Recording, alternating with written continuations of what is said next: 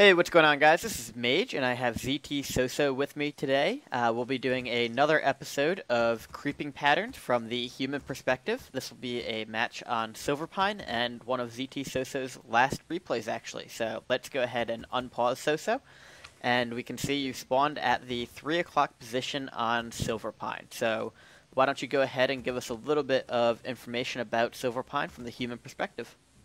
Yeah, first of all, Silverpine is, I think, a decent map for human.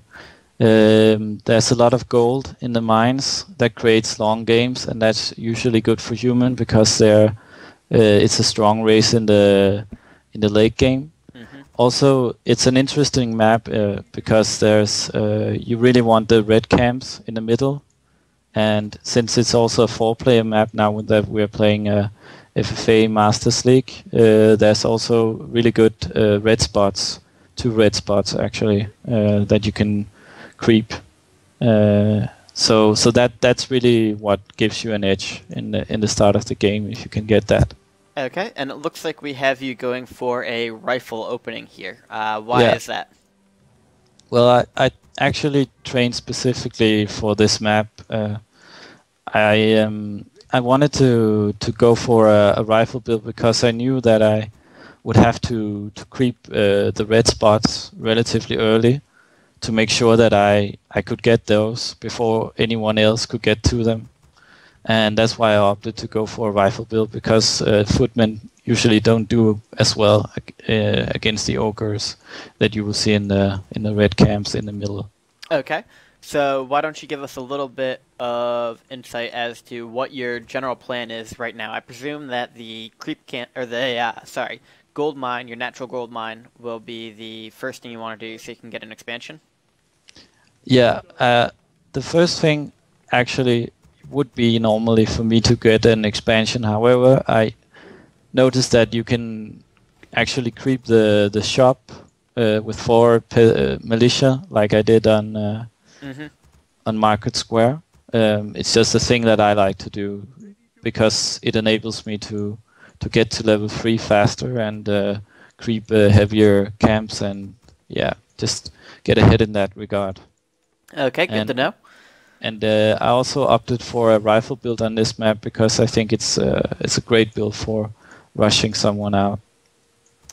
And we can see here that you do have Renault spawned directly above you, and you sent the militia to go ahead and scout. Looks like it's on its way to the next camp. So now that you know you have somebody right next to you, does that change your immediate strategy at all? Does this make you more likely to try and rush him out?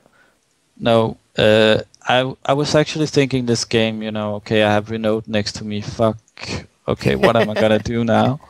But I sort of planned to start with that I would that it wouldn't affect me that much because I had made a build that I think could cover Renault's play. I don't want to give him too many hints about that, but it's okay for me to say that he usually opts for the Chippo build, and that's tire free. So I knew that I would be strong enough to rush him out if I wanted to. Pretty early on in the game. Yeah, I think you would acknowledge that he tends to go Chippo about 188% of the time, so you're not giving a whole lot away there. We can see you successfully took down that market creep camp without a whole lot of issues, and it looks like you are getting ready to move on to the gold mine now. Is that correct? Yeah. I don't know if it actually was intentional. Maybe it was that I actually checked before I creep this. Just it's just if you want to rush somebody out, it's always a good thing to get your main tech advanced fairly quickly, so you're ready with the upgrades and the 80 food army you want. And I know that the shredders on this map are highly competitive, and as a human player, I presume that you would like to get a shredder as well. So how important is it to you to get a shredder, and is it worth going ahead and fighting Renault here for? Yeah, it's usually never worth it to fight someone in the start. However, on this map, I really it's really important to get that shredder. And I designed this build where I just built one rifleman. To know if you know that, one rifleman makes it possible for me to both take to build an expansion and to get the shredder at the perfect timing, because I creep that shop in the start. So it just it was something I tested before I played the map, and it just fits. And luckily for me, the Goblin lab was close to me, so I didn't have any issues with that. Well, it and I certainly actually looks like made sure I took it before Renaud in this game. looks like we picked a good map to cover with you today, since you've got your very own creeping pattern and early game build. You can see here, Renaud has finally scouted you. You've got your town hall almost complete here, and you see you've got 2 orcs and a night elf as your opponent. Does the lack of undead change your playstyle at all? Yeah. Good. Yeah, it does. If I had an undead next to me, I would certainly be more worried, because undeads tend to be the strongest race I find in the early to mid game, just because the fiend combo and the upgrades with the worms are just really, really strong. So in this game, I'm not that worried about rushing someone out. I feel confident that I could both rush Renaud out or Arstone, who is and yeah, we can see that Ishan has a great spawn here. So at this point, would you rather rush out Ostwan, or would you rather rush out Renaud? I mean, do you prefer facing Orc or prefer facing Night Elf early on?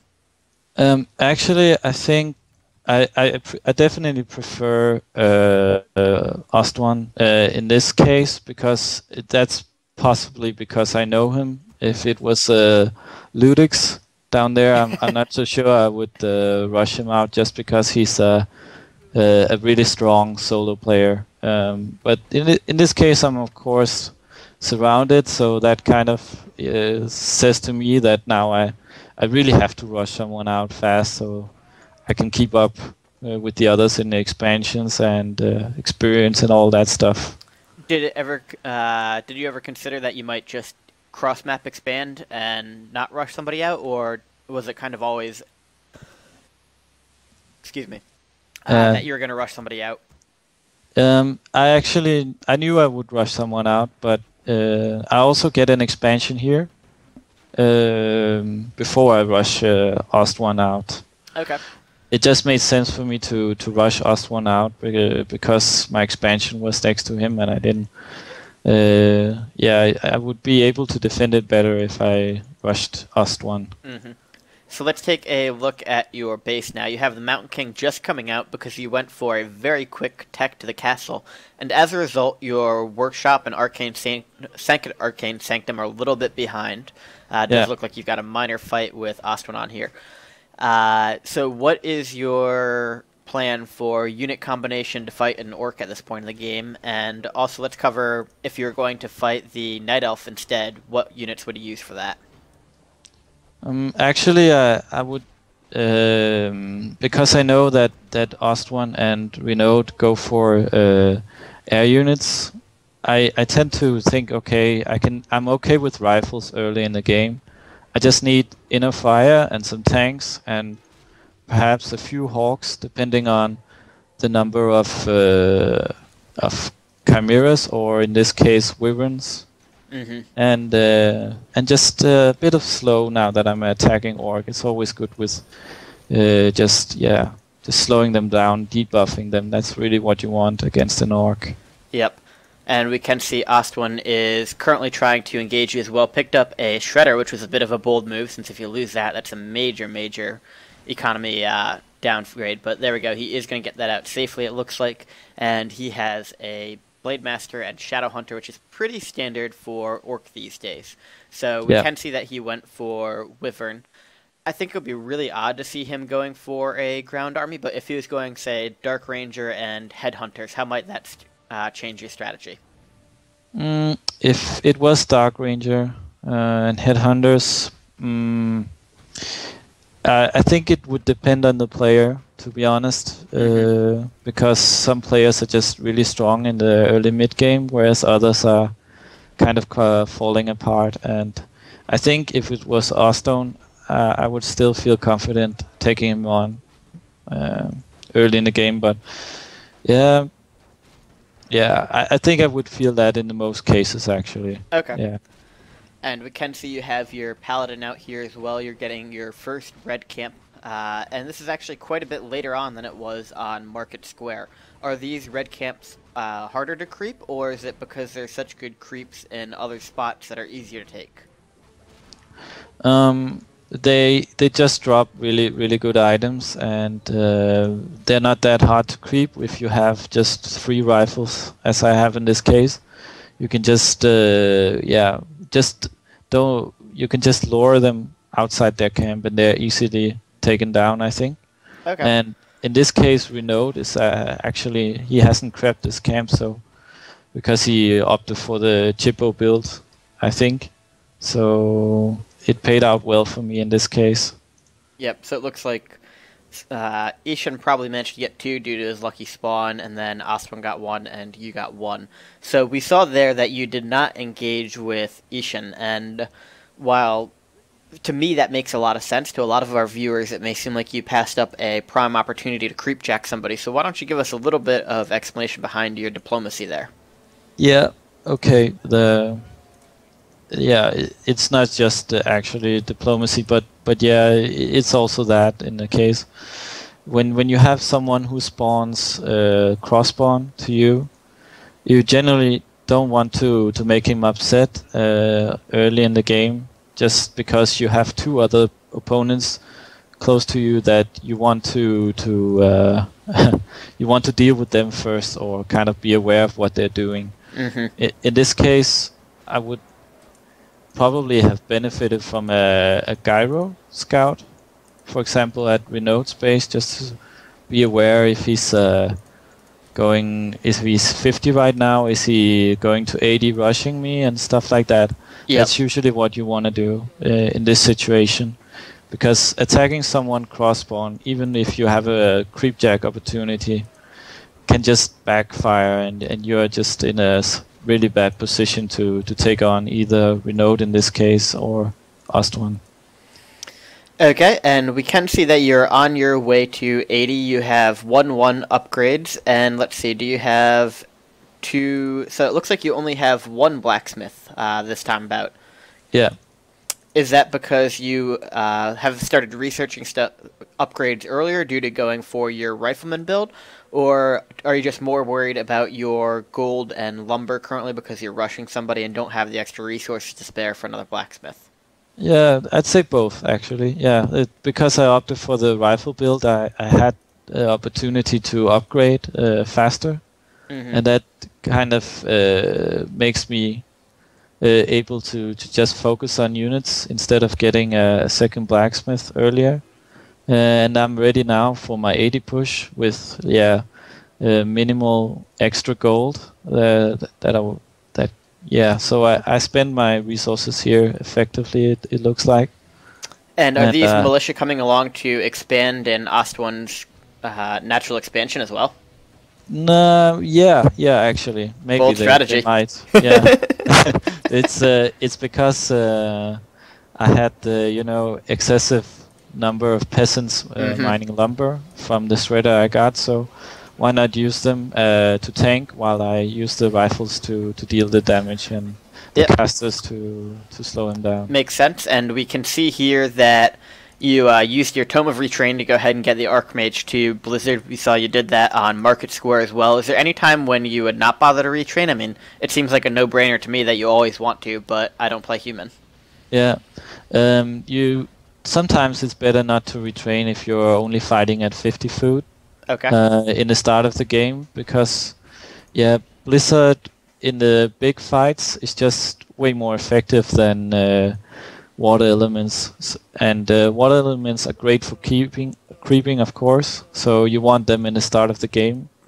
But when you turn to fighting, and at this stage when I'm 80 food and I have my army set up and everything, I can just, especially versus Orc, you need that Blizzard to soften the casters and the wyverns and just deal the damage, because the casters and rifles in themselves are not the heaviest damage dealers. So we can see here that the Blade Master has a Staff of Silence, which is basically what Silverpine is known for, is its great items and the ability to stack orc heroes. So how do you deal with that, and how do you counter a player that has Staff of Silence, especially one like orc, who focuses on nuking your heroes? Well, in this case, I actually didn't notice he had the Staff of Silence because he never used it. I think that was a mistake by him. But usually I just opt for going for the Staff of Silence myself, because what's better than silencing an orcs, heroes, and casters? There's nothing better than that. But yeah, the only thing you can do is actually buff your own heroes, get some spell shields, especially with human. That's just really great, and get the staffs so you can teleport out quickly. And yeah, just don't allow the orc to get in that state of the game when they have really stacked heroes and the ability to buy everything and make a 100 army. Renault would be proud of you. He's been advocating for just kill off the orc for 10 years now. Yeah. So it looks like it's really easy to kill orcs in the early stage. Yeah. People should take advantage of that. And we can see that it looks like you've done a nice job of killing off Ost1. Let's touch on two subjects here. The first is a player crying for help and getting somebody else to help team you. This is more of a generic question, but how do you deal with that? And then are there any specifics on Silverpine that might help you deal with it? In this case, I'm not that worried because it's very early in the game. So I know that the others will be think, oh, okay, he's not out of the game yet. We can still fight. I still have an orc to worry about in Renault's case, and I know that they won't just attack me right off the bat like that, because it will leave their flank open to someone else attacking you, since it's essentially 3 players now. But in general, it's very hard to deal with you gotta it's hard to get accustomed with the chatting and the crying for help and stuff like that in the FFA Masters League. It's very complicated. So I don't know really what I can say to help that, other than just try to be diplomatic and try to do anything that makes sense, and sometimes even try to weaken yourself in the game to not appear, or at least try not to appear as strong as you are. That was my flaw in this game, and that's why I lost, I think. Okay, and then let's take a look at your base now and cover it. The first thing that strikes me is you've got this massive amount of trees that have been chewed through by the shredder, leaving an easy path open to your base. So that looks like that's probably a problem. How would you go about fixing that? Would it just be a bunch of farms there to block it off, or what would you do? I just now that I've cleared Ost1, I know that the game will go to a later stage, and that I just put up towers to defend against that flank also. Okay. You want the arcane towers to reveal anyway, and you want to have a lot of towers on this map because there's so much gold in the mine, so you know it's gonna be a late game anyways. So why not get a strong base defense later when you actually have the resources for it? And just take the game from there and use mass TP. I didn't use it that well this game, but yeah. Stupid humans. Alright, well, is there anything else you'd like to cover on this map? Well, we didn't really get to see the red camps where people didn't spawn because I was surrounded in this case, but if you're not in a surrounded position, you want to go for those. Those as well. They drop really nice items, and you also can take a gold mine after that, and you don't get creepjacked so easily. So, yeah, that's worth going for. All right. Well then, let's go ahead and wrap this up. I'm gonna exit out of the game. Again, this has been ZT Soso showing us how to play Silverpine as human, giving us some of his creep routes, his timing, build orders, stuff like that. We were lucky enough to catch him on a map where he had actually created a custom, essentially, creep order and build order for dealing with players he wanted to rush out. So, Soso, thank you for your time. Yeah, it's been a pleasure. Yep. No problem. And I'm sure we will have him back soon for some more creep patterns. So make sure that you go ahead and let us know what you think in the comments. Follow us on YouTube, Twitch, all that good stuff, and we'll catch you later.